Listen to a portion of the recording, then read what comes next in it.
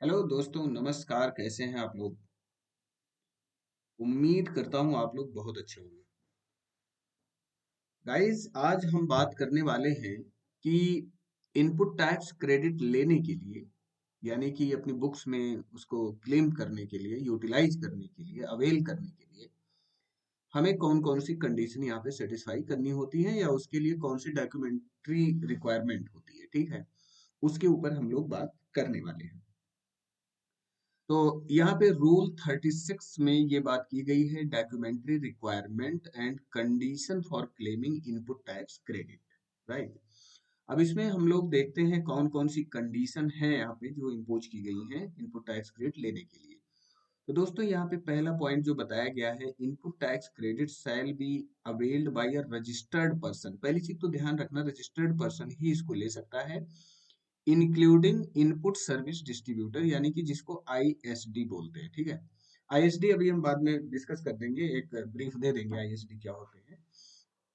On the basis of any of the following document, ये document यहाँ पे कुछ प्रेस्क्राइब किए गए हैं, इनके बेसिस पर वो इनपुट टैक्स क्रेडिट ले सकते हैं।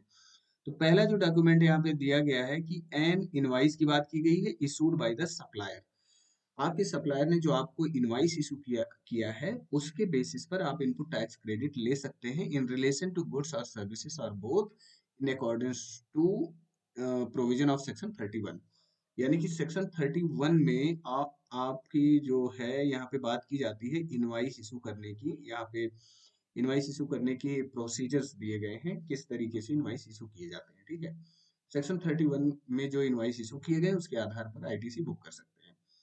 सेकेंड पॉइंट यहाँ पे है, an invoice issued in accordance with the provision of section clause F sub section 3 of section 31 subject to the payment of tax.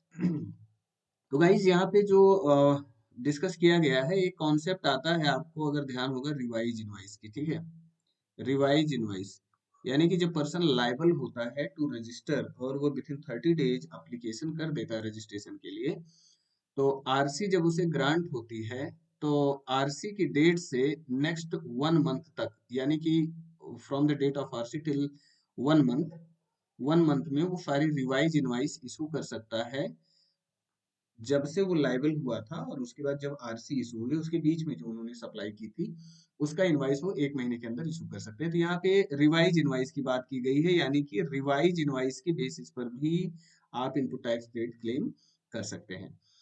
Next point है, debit note issued by A supplier in accordance with the provision of section 34। Section 34 में अगर आपके supplier ने debit note issue किया हुआ है किसी short access के रिलेशन में, तो उस डेबिट नोट के बेसिस पर भी आप इनपुट टैक्स क्रेडिट क्लेम कर सकते हैं pertaining to a particular invoice. Right. Fourth point है, अ बिल ऑफ एंट्री और any similar document prescribed under custom act 1962। तो दोस्तों, यहाँ पे बिल ऑफ एंट्री का जो कॉन्सेप्ट है वो है, केवल केवल बात करें अगर तो इम्पोर्ट से। ठीक है, जब आप इम्पोर्ट करके लाते हैं तो वहां पे बिल ऑफ एंट्री आपको फाइल करनी होती है जब आपका कस्टम पोर्ट पे माल आ जाता है। ठीक है। अगली चीज ये है कि जब इंपोर्ट करके लाते हैं तो वहां पे आप आईजीएसटी का पेमेंट करते हैं। आपके इनवाइस में वहां पे आईजीएसटी होता है बिल ऑफ एंट्री में। तो आईजीएसटी जो है वो एलिजिबल है आईटीसी के लिए, यानी कि आप उसका इनपुट टैक्स क्रेडिट क्लेम कर सकते हैं। तो यहाँ पे देखा जाए तो बिल ऑफ एंट्री के बेसिस पर आप क्लेम कर सकते हैं आईजीएसटी का पोर्शन। नेक्स्ट पॉइंट है यहाँ पे, an input service distributor invoice और input service distributor credit note और any other document issued by the ISD, इनको हम शॉर्ट में आईएसडी बोलते हैं। दोस्तों, आईएसडी क्या होता है? एक हेड ऑफिस होती है, मान लीजिए, इसके डिफरेंट डिफरेंट यूनिट्स होते हैं, यूनिट 1, यूनिट 2, यूनिट 3। ठीक है। तो सारे जो गुड्स और सर्विसेज को प्रोक्योर करता है वो हेड ऑफिस करता है। राइट। उसके बाद गुड्स यूनिट 1, 2, 3 को सप्लाई करता है। तो जब सप्लाई इनको मिल रही है अल्टीमेटली, ठीक है, तो इन्हीं को इनपुट भी मिलना चाहिए। अब लेकिन स्टार्टिंग में क्या हो रहा है कि हेड ऑफिस सारा इनपुट बुक कर रही है, तो वो क्या करते हैं, टर्नओवर के बेस पर इनको इनको इनको सारी यूनिट पे अलग अलग वो डिस्ट्रीब्यूट करते हैं। कहने का मतलब जो आपका वो है इनपुट टैक्स क्रेडिट है। ओके। तो यहाँ पे देखा जाए तो जो आईएसडी है वो भी इनपुट्स क्लेम कर सकता है, या ऐसा कह लें जब डिस्ट्रीब्यूट कर रहा है तो यूनिट्स उसके जो है वो इनपुट टैक्स क्रेडिट क्लेम कर सकते हैं, ठीक है, इन इन डॉक्यूमेंट के बेस पर जो सेक्शन रूल 54 के अकॉर्डिंग इशू किए गए हैं। आगे यहाँ पे बताया गया है सेकंड पॉइंट पे कि input tax credit shall be availed by a registered person only if all the particulars as specified in the provision of chapter 6 are contained in the said document. ये कह रहे हैं कि भैया इनपुट टैक्स क्रेडिट हम केवल तभी आपको अलाउ करेंगे जो जब आपका डॉक्यूमेंट प्रेस्क्राइब्ड फॉर्मेट में होना चाहिए। डॉक्यूमेंट का मतलब इनवाइस या डेबिट नोट प्रेस्क्राइब्ड फॉर्मेट में अगर होगा तभी इनपुट मिलेगा उसका, ठीक है। अब लेकिन उसमें इन्होंने एक प्रोवाइजो जोड़ दिया है कि यहाँ पे जोड़ा है if the said document does not contain the specified particular, यानी कि जो पर्टिकुलर स्पेसिफाई किए गए हैं वो नहीं है, बट कंटेन्स द डिटेल, लेकिन कुछ डिटेल हम बता रहे हैं, अगर वो डिटेल है तो आप जो है उस पे इनपुट टैक्स क्रेडिट अवेल कर सकते हैं, ठीक है। तो कौन कौन सी चीजें सिर्फ हो तब भी आप इनपुट टैक्स क्रेडिट ले सकते हैं डॉक्यूमेंट के बेसिस पर। यहाँ पे बोला गया है अमाउंट ऑफ टैक्स चार्ज, जो टैक्स आपसे चार्ज किया गया है, description of goods, type of goods, HSN code वगैरह, और services, total value of supply होनी चाहिए उस पे, गुड्स और सर्विस का ये स्पेसिफिकेशन होना चाहिए, GSTN होना चाहिए सप्लायर का और रेसिपेंट का दोनों का, एंड प्लेस ऑफ सप्लाई भी होना चाहिए so that it can be established whether CGST, SGST और IGST टू बी चार्ज, ठीक है। इंटर स्टेट है या इंट्रा स्टेट है, इसको एस्टेब्लिश किया जा सके, ओके। तो इतनी भी चीजें अगर हैं तो भी आप इनपुट टैक्स क्रेडिट क्लेम कर सकते हैं, ये प्रोवाइजो है अपना ये इसके आधार पे। अगला थर्ड पॉइंट है no input tax credit shall be availed by a registered person in respect of any tax that has been paid in pursuance of any order where any demand has been confirmed on account of any fraud wilful statement और suppression of fact. दोस्तों अगर आपने कोई कोई fraud किया हुआ है, बिलफुल miss statement किया हुआ है या सप्रेशन ऑफ फैक्ट किया हुआ है, इन तीनों का ऑब्जेक्टिव, अगर इन तीनों को आपने किया है, तीनों में से कुछ भी किया है, तो इसका मतलब ऑब्जेक्टिव आपका था इवेड करना टैक्स को, ठीक है, टैक्स को इवेड करने का था।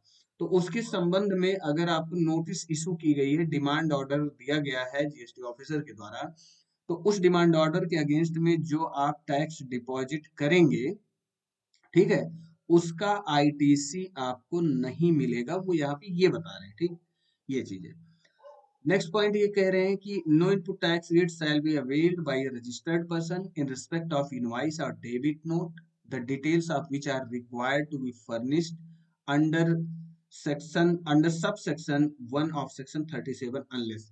ये कह रहे हैं भैया इनपुट टैक्स क्रेडिट आप क्लेम नहीं कर पाओगे जब तक कि जो सेक्शन 37 सबसेक्शन 1 की रिक्वायरमेंट है वो पूरी ना हो जाए।